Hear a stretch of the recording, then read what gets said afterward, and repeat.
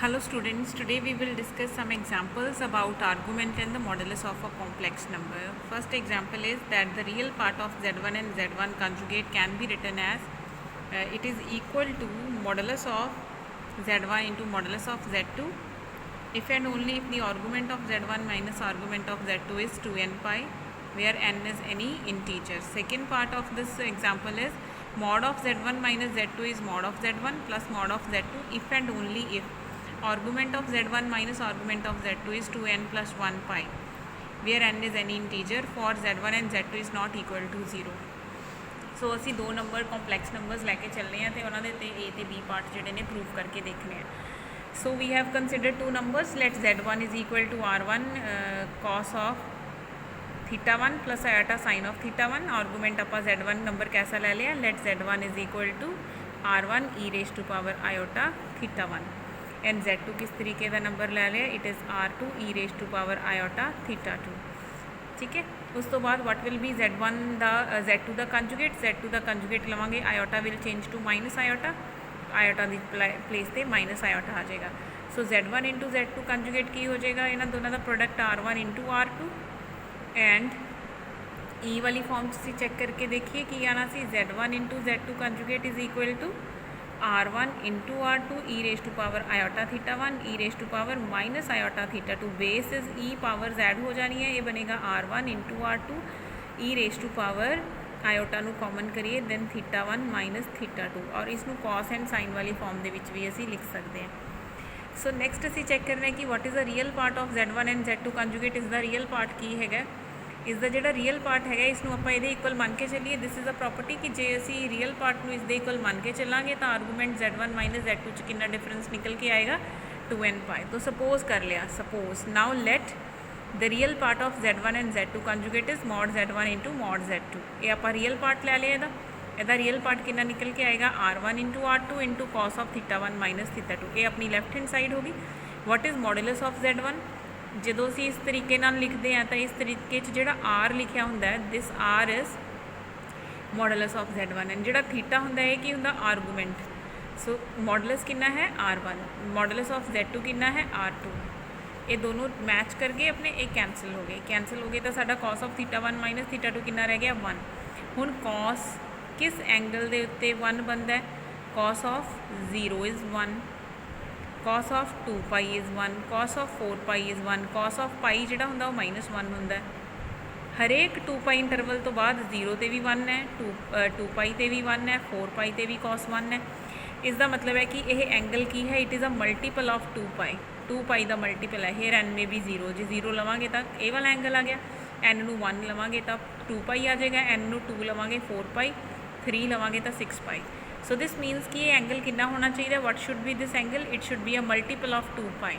सो theta 1 minus theta 2 बन गया साडा 2n pi where what is theta 1. ये फस्ट जोड़ा साडा नंबर सी उसका आर्गूमेंट है. It is a argument of second number. This is equal to 2n pi. So इस तरीके साडा पार्ट 1 हो जाएगा. ये आप इफ एंड ओनली इफ पा लिया कि अगर आप इसनू मन के चलिए ऑपोजिट रिजल्ट चला के देखिए.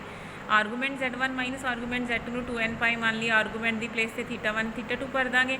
अगर इसका एंगल इन्ना है तो कॉस एंगल कितना रहिंदा होगा. अगर थीटा 1 माइनस थीटा 2 जोड़ा है वो 2n पाई मल्टीपल ऑफ 2 पाई है तो कॉस हमेशा कितना रहेगा 1. दोनों तरफ इस 1 एक्सप्रैशन r1 तो r2 ना मल्टीप्लाई करता तो बैक स्टैप्स लगा के असी वापस भी जा सकते हैं. सो पार्ट ए जोड़ा है वो साडा प्रूव हो जाता है. Now come to the part B. उस असी एक फैक्टर मान के चलिए कि z1 माइनस z2 का मॉड जोड़ा है that is equal to mod z1 plus mod z2. तो सैकेंड पार्ट में असी प्रूव करके देखांगे. सो इस असी सपोज कर लेंगे कि mod of z1 minus z2 is mod z1 plus mod z2. दोनों तरफ असी स्क्वेयरिंग परफॉर्म कर ली. स्क्वेयरिंग परफॉर्म करके असी ये रिजल्ट यूज़ किया है कि जोड़ा मॉड ऑफ z स्क्वायर है that is equal to z into z conjugate. So यह फैक्टर इंटू इसका कंजुगेट. और इस तरफ असी a square b square 2ab वाला फॉर्मूला लगा लिया. कंजुगेट के प्रॉपर्टीज़ पढ़िया ने तो यह सैपरेटली हर एक फैक्टर के उत्ते कंजुगेट आ जाएगा. सिमिलरली इत्थे फिर तो यही वाला फॉर्मूला ए z1 conjugate z2 conjugate is to z1 into z2. हुण इसनूं असी मल्टीप्लाई कर लेंगे हैं. z1 into z1 conjugate z1 into z2 conjugate z2 into z1 conjugate z2 into z2 conjugate minus minus इत्थे प्लस हो गया. इत्थे भी सेम फैक्टर ऐसे मिल जाएंगे. z1 इंटू z1 कंजुगेट दोनों तरफ तो कैंसल हो गया. ठीक है. ਇਹ ਜਿਹਾ same factor Z2 into Z2 conjugate मिल गया, दोनों तरफ तो कैंसल। किहड़े फैक्टर बच गए आप लिख लिए इत्थे फैक्टर वो वाले, ठीक है। Now what is this is a minus नूं मैं एवें ही रख लिया, माइनस नूं कॉमन करिए तो ये उरे किहड़ा साइन बन गया साडा प्लस का सिंबल, और इसनूं असीं की लिख रहे हैं this is 2 times the real part of Z1 and Z2 conjugate. अगर साडे कोले कोई नंबर होवे Z तो उस नंबर विच उसदे जिहड़े कंजुगेट नूं ऐड कर दईए तो की बन जाता है 2 times the real part of that number. असी उरे किस नंबर की गल कर रहे हैं Z1 एंड Z2 कंजुगेट की, आप इसे नंबर की गल कर रहे हैं ना। देखो जिथे प्लेस साडे Z आना चाहिए सी, at the place of Z आप किस नूं रखिया Z1 एंड Z2 कंजुगेट नूं। नंबर प्लस उसका कंजुगेट, इस नंबर का कंजुगेट की होएगा Z1 एंड Z2 कंजुगेट का कंजुगेट। सो नंबर है Z1 एंड Z2 कंजुगेट, इसका फर्दर कंजुगेट लगाया Z1 ते कंजुगेट लग गया, Z2 ते हट गया। चेक कर लेंगे, देखो यही बनया ना Z1 into Z2 conjugate, Z1 conjugate into Z2, ये दोनों चीज़ा मिल के नंबर एंड उसका कंजुगेट, ये नंबर है ये उसका कंजुगेट है। नंबर प्लस इट्स कंजुगेट की होंगे 2 times the real part of that number, इस करके ये की बन गया 2 टाइम्स रियल पार्ट ऑफ। दोनों विचों किसी भी एक नूं लिख सकते सी, जे तुसी इसनूं लैके चलते ये ते कंजुगेट लगाते तो ये बनना है, इसनूं लैके आपां इहदे ते कंजुगेट लगाया तो ये बन गया। सो ये है नंबर प्लस उसका कंजुगेट जो कि बन जूगा 2 times the real part of this number. इस 2 ते 2 साडा दोनों तरफ तो कैंसल हो गया। Now what is the real part of Z1 and Z2 conjugate, असीं पिछे Z1 ते Z2 कंजुगेट नूं ना कैलकुलेट करके आए सी, ते उहदा रियल पार्ट कितना आ रहा सीगा साडा ये R1 R2, ये आयोटा वाला पार्ट है ना, ये कॉम्पलैक्स पार्ट है, ये आ गया R1 R2 cos of θ1 minus θ2।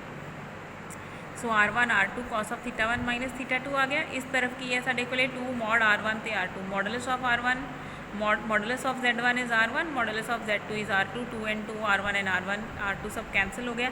तो एंगल कितना निकल के आ गया that cos of θ1 minus θ2 is -1। हुण असीं ऑब्जर्व करिया सीगा कि जदों असीं cos ऑफ 0 करते हैं तो 1 आंदा है, cos ऑफ पाई करते हैं तो -1 आंदा है, cos ऑफ 2 पाई करके चलते हैं तो फिर 1 आ जाता है, cos of 3 pi.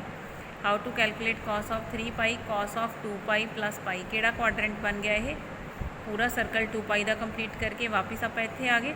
All sign ये 2 पाई प्लस पाई इस इत्थे वापस आ गए ना। देखो इत्थों शुरू करके पूरा 2 पाई कंप्लीट करे, उस फिर तो कितना ऐड करे पाई, थर्ड क्वाड्रेंट सैकेंड क्वाड्रेंट च, सैकेंड क्वाड्रेंट च कॉस कितना होंदा नेगेटिव, तो इसका मतलब इत्थे कितना आ जाना फिर तो -1। Cos of 2 pi plus pi is the minus of angle, ठीक है। तो आ जाएगा साडे कोले -1।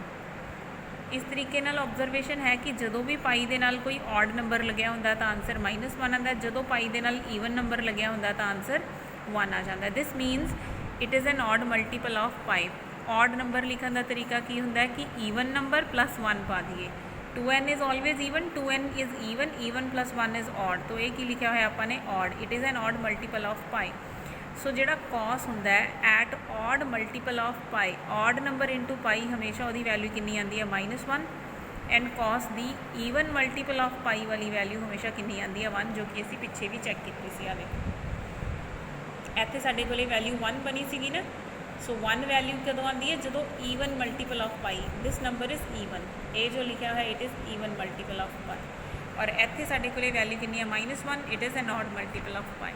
सो यही साडा क्वेश्चन सीगा, इत्थों साडे कोले निकले आया जिहड़ा θ1 है, what is this θ1 is argument Z1 argument of Z2, and difference कितना आ गया 2n + 1 × पाई।